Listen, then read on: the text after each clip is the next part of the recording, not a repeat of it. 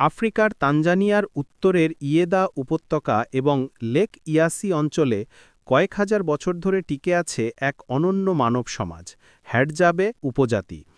পৃথিবীর শেষ দিকের শিকারী সংগ্রাহক সম্প্রদায়গুলোর একটি হওয়া সত্ত্বেও তারা আজও তাদের পূর্বপুরুষদের জীবনধারা ধরে রেখেছে অদম্য শক্তি আর দৃঢ়তায়। আধুনিক সভ্যতা চোখের সামনে ছুটে গেলেও হ্যাডজাবেরা বেঁচে আছে সম্পূর্ণ ভিন্ন এক পৃথিবীতে, প্রকৃতির সান্নিধ্যে, গাছপালার ছায়ায় আর বন্যপ্রাণীর সাথে অবিচ্ছেদ্য বন্ধনে।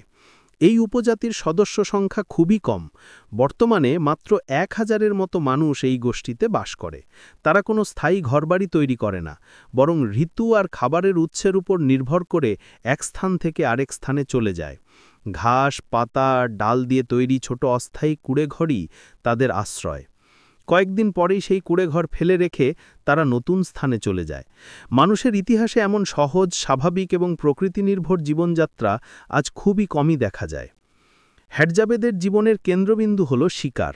দিনের শুরুতেই পুরুষেরা ধনুক তীর নিয়ে জঙ্গলে বের হন। তাদের তীরের মাথায় থাকে বিষ, যা বিশেষ কিছু গাছের রস থেকে তৈরি।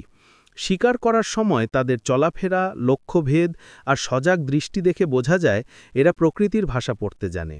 হরিণ, বানর থেকে শুরু করে পাখি, যে কোনো প্রাণীর গতিবিধি তারা খুব সহজেই বুঝে ফেলে। শিকারের পর তারা জঙ্গলের কোনো নিরাপদ স্থানে আগুন জ্বালায়। এই আগুন জ্বালানো সম্পূর্ণ ঐতিহ্যবাহী পদ্ধতিতে, দুটি কাঠির ঘর্ষণে। শুধু পুরুষেরাই নয়, নারীরা ও সমাজে গুরুত্বপূর্ণ ভূমিকা পালন করে। তারা বনে ফল, শিকড়, উদ্ভিদ আর ঔষধি গাছ সংগ্রহ করে। তাদের একটি বড় কাজ হল মধু সংগ্রহ। কখনো একজন যুবক বিশাল গাছে উঠে ধোঁয়া ব্যবহার করে মৌমাছিকে দূরে সরিয়ে মধুর চাক সংগ্রহ করে। এ কাজ অত্যন্ত বিপজ্জনক হলেও তাদের কাছে এটি দৈনন্দিন জীবনের একটি গুরুত্বপূর্ণ অংশ। তাদের ভাষা পৃথিবীর অন্যতম অদ্ভুত ভাষা, এক ধরনের ক্লিক ভাষা। কথার ভেতর বিশেষ ধরনের ক্লিক শব্দের ব্যবহার এটিকে একেবারেই আলাদা করে তোলে। প্রথমবার শুনলে মনে হয় যেন কেউ বনের শব্দ নকল করছে, কিন্তু এই ক্লিকগুলোই তাদের মূল ভাষা, তাদের পরিচয়। হ্যাডজাবেদের একটি উল্লেখযোগ্য বৈশিষ্ট্য হল সমতা। এখানে নেই কোনো প্রধান, নেই কোনো সামাজিক স্তরভেদ। সবাই একসঙ্গে সিদ্ধান্ত নেয়, একসঙ্গে খায়, একসঙ্গে কাজ করে। সম্পত্তি বলে কিছু নেই। যা শিকার করে, যা সংগ্রহ করে, তা সবাই ভাগাভাগি করে খায়। শিশুদেরও শৈশব থেকে শেখানো হয় জঙ্গলে কিভাবে টিকে থাকতে হয়, কোন গাছ ওষুধ, কোন ফল খাওয়া যায়, কিভাবে আগুন জ্বালাতে হয়, কিভাবে প্রাণীর পায়ের ছাপ দেখে তার গতিপথ বোঝা যায়। তারা কৃষিকাজ বা পশুপালন করে না। তাদের কাছে প্রকৃতিই হল বাজার, বাড়ি আর হাসপাতাল। গাছের ছাল, পাতা, শিকড় আর মধু সবকিছুই তাদের খাদ্য আর ওষুধের উৎস। অপ্রয়োজনীয় কিছু তারা কখনোই সংগ্রহ করে না। প্রকৃতির প্রতি তাদের শ্রদ্ধা গভীর এবং সত্যিকারের। তবে আধুনিক পৃথিবী পুরোপুরি তাদের ছুঁয়ে যায়নি এ কথা বলা যাবে না। বাইরের মানুষের সঙ্গে সীমিত যোগাযোগ তাদের জীবনে নতুন কিছু পরিবর্তন এনেছে। কেউ কেউ মনে করে বাইরের এই যোগাযোগ তাদের ঐতিহ্যকে ক্ষতিগ্রস্ত করছে। আবার অন্যরা বলেন এতে তাদের দৈনন্দিন জীবন কিছুটা সহজ হয়েছে। তবুও হ্যাডজাবেরা চেষ্টা করে যাচ্ছে তাদের পরিচয় ধরে রাখতে, প্রকৃতির সঙ্গে সহাবস্থানের আদিম ঐতিহ্য বজায় রাখতে।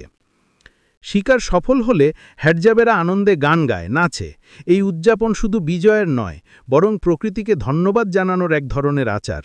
তাদের নাচ আর সুরে ধ্বনিত হয় হাজার বছরের ইতিহাস, যে ইতিহাস মানুষকে শেখায় বেঁচে থাকার কৌশল, ধৈর্য আর প্রকৃতির প্রতি ভালোবাসা।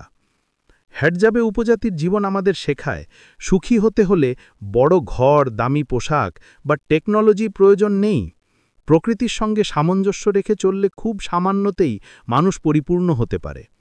আজ যখন পৃথিবী দ্রুত বদলে যাচ্ছে, তখন হ্যাডজাবেরা আমাদের মনে করিয়ে দেয় মানুষ আসলে কোথা থেকে এসেছে, প্রকৃতির কাছে মানুষের আসল স্থান কোথায়। উপসংহার হিসাবে বলা যায়, হ্যাডজাবে উপজাতি হল মানব সভ্যতার এক জীবন্ত স্মৃতি।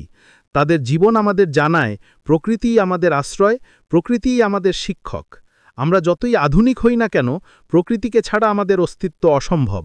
এই উপজাতির সংগ্রাম, ঐতিহ্য আর সহজ সরল জীবন আমাদের চোখ খুলে দেয় প্রকৃতির প্রতি শ্রদ্ধা আর সহাবস্থানের গুরুত্ব বোঝার জন্য।